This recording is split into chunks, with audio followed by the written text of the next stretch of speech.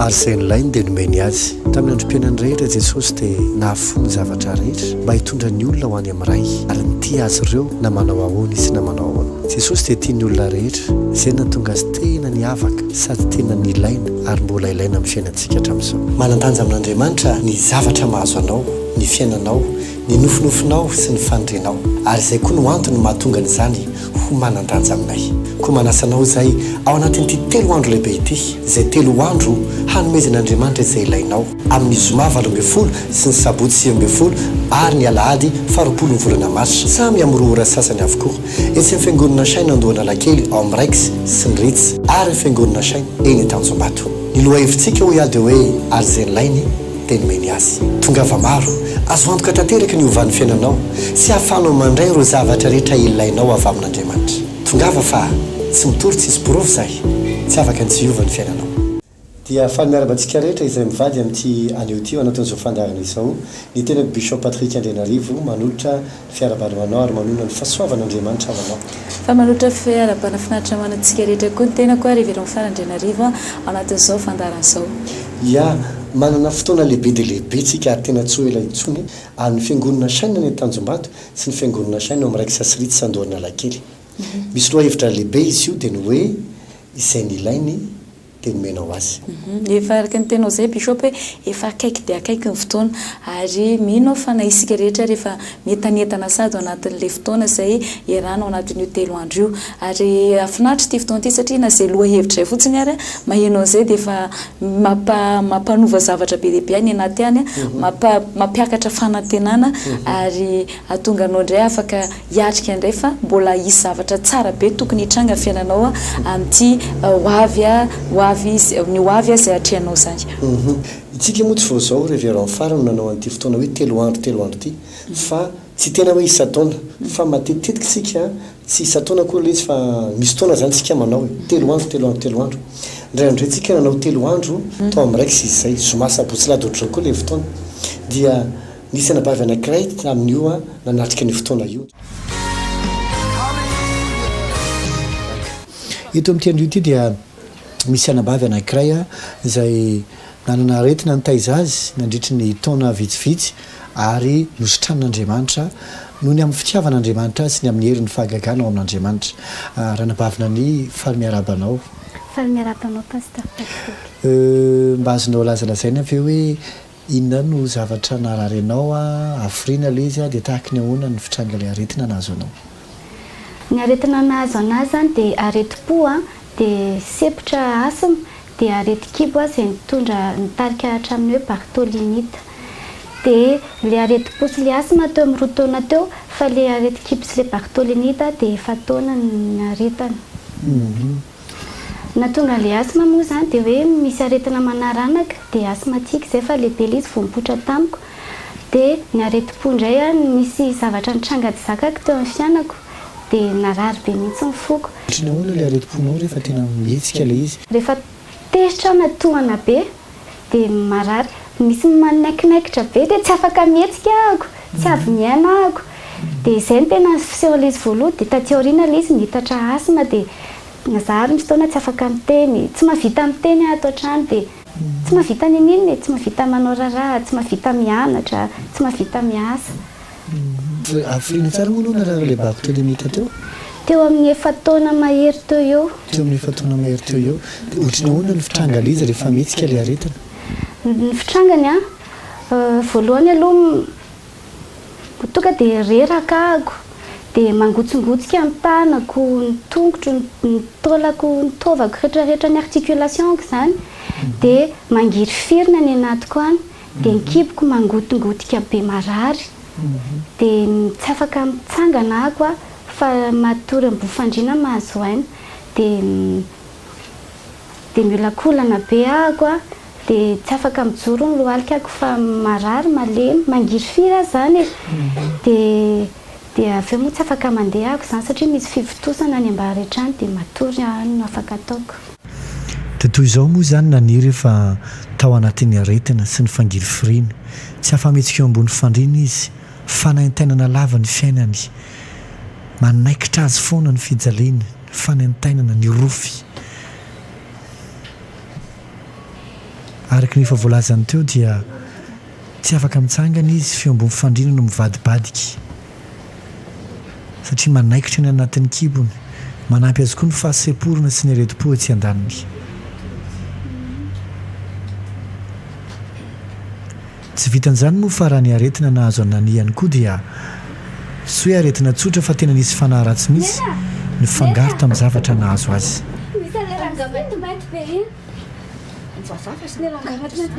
nofiratsy tahotra tebiteby fijaliana ary nanakirotana hatramin'ny fiainana arabola sy ny tahotra ny rehetra vokatry ny fijaliana ny aretina izay nahazo anany toy izao izy rehefa sepotra tsy mahazo aina ny fohy tsy an-daniny marary ny fanantenina rehetra manenika ny vatana ray manontolo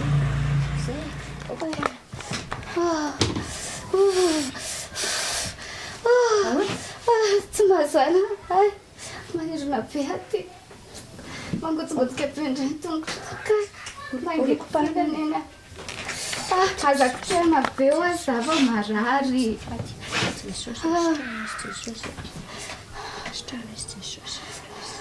Titane tamin'ny ala koa le lalofa dia nisan'le raha matoa be tao ambadika varavarana io misaritaka be ny volony dia misy sabatra be ao ambadika any dia ozy izy hoe tsy maintsy matika ianao tsy maintsy matika ianao izany foarany ataony tanao alohany atoy dia mivaraka foana dia miantson'i Jesosy azo Jesosy foana tsy efa misy zavatra amin'izao dia aza matahotra izany tsy maintsy resitsika izany be volo izany aza matahotra Jesosy foana azo azako pahana be loatra fa aloha moramora hitantsika amin'izany ny fahoriana mahazo azy ny nofo ratsy fijaliana tena nampahoriany fanahy maloto mafy mihitsy izy toy izao ny filazany ireny ny zavatra mahazo ny zanany ao anatin'ny aretina sy ny rovo izay mahazo azy izy io asaky ny mianatra izy ka hoe kaiky examen dia marary foana mihitsy ilay aretina dia ohatra izy efa miasa indray dia vao miasa 2 jours dia mihetsika ilay aretina dia moa dia farany izany le mpampiasa tsy manaiky intsony dia lasa miala amin'ny asany izy dia fianarana izany tsy vita ara-dalàna nefa mba nisy ny ankizy mba mahay izy tany am-pianarana tena souffrance be nentinao tao anatin'ilay izy dia ina mety zavatra natao izany hitsabonao ny lanonenina sy ohatr'izany tamin'ireo aretinao hoe areti-po ny asma bartolemita sy ny zavatra nahazo anao izay tety dokotera maro ahako tamin'ilay areti-po aloha izany dokotera iray ny tena na hoe tsy mahazo mihina fanafody matetika fa tia indray mandeha ty ihany fa izay ny azo atao aminao dia le asma koa indray mandeha mihinana fanafody ahako dia hitako hoe tsy afaka izany fa tonotony le izy fa tsy sitrana ahako dia tsy miverenako intsony le fanafodin'le asma satria vao mainka ary mitarika aretina hafa aretim-bavony misy zavatra toy any be dia be dia tamin'ilay areti-kiboko indray nanao écho foana nanao échographie dia nitenen'ilay dokotera hoe mibotsina antsinaiko misy herniza manao gros ovaire dia magaga be nefa koa fa le izy tokony hoe hodidiana dia tsy any nefa le izy fa le midina makany ambany misy fifitosana dia farany hoe alao didina io dia nefa nididina indray mandeha aloha natao général izany dia ozy izy le dokotera hoe tsy mametoky anao hoe tsy hiverina io izy fa tsy maintsy miverina foana io dia izy fa ahoana ny azoko atao amin'izany dia izay ihany dia na ho any ivelany ary avy ao dokotera dia tsy ho sitrana dia tsy mety sitrana io izy fanafody aretina tsy mety tsisy fanafany io dia iany ary dia taty aoriana izany avy nididina ako 2008 tadidiko mihitsy novembre 2008 dia niverina le izy février 2009 teo eo verina le izy dia zakako izany fa tiako tena amin'ilay fahazakana tsy nididina fa ohatra le izy ny fivitosana iny izany dia miandra n'le izy vaky ahako dia ohatr'izay foana nianako izany verina foana le izy nandritry ny taona ataoko hoe teo amin'ny telo teo tao amin'ny 2009 le izy miverina dia faraparan'ny taona 2009 teo tsy zakako le izy dia ozy izy hoe aleo didina indray atao local dia nididina natao local indray zahako dia vita iny dia dokotera tsy azoko tiana ntsony io izy fa tsy mety mihitsy dia tamin'ity taona 2011 ty ako miverina indray mandeha le izy voalondohan'ny taona février na mars izay dia izy dia dokotera hoe dokotera tany amin'ny gynécologue hafa izany andehanako dia izy hoe tsy azoko tiana tsy azo didina io fa mihinana ianao ty fanafody indray mandeha dia ataovy izay mampety ny sainao izay ampilamimanao fa io tsy mety sitrana izany intsony dia talohan'izay koa nisy olona ny teny andao makany amin'ny mpanao fanafody dia nisy taona nandeha nakany ary zay na tonga le tsy maintsy nididiana satria niomby le aretiny nakana le mpanao-fanafody vao mai niomby le aretiny niomby le aretiny ary zay ny tena napietsika ny asmako tao anatin'izay fotoana izay tao anatin'ny faniriana mafy mba handray fanasitranana dia nanapa-kevina ny tio avy amin'ny fivoriam-bavaky ny Eglise évangélique Chaine izay atao hoe miracle spécial izay fotoana andraisan'ny olona fahagagana sy fanasitranana maro. Nanao ohatrany ahoana ny fahatsapanao ny taminao nanatrika le fotoana dia nanahoana ny zavatra tsapanao taminao laza hoe sitrana amin'izay inona ny zavatra tsapanao tao anatin'le fotoana ny vavaka fanasitranana iny dia ahoana ny tonga ny nafantaranao hoe sitrana amin'izay ianao tamin'iny fotoana iny dia tonga tany am-piangonana ako dia izy pastera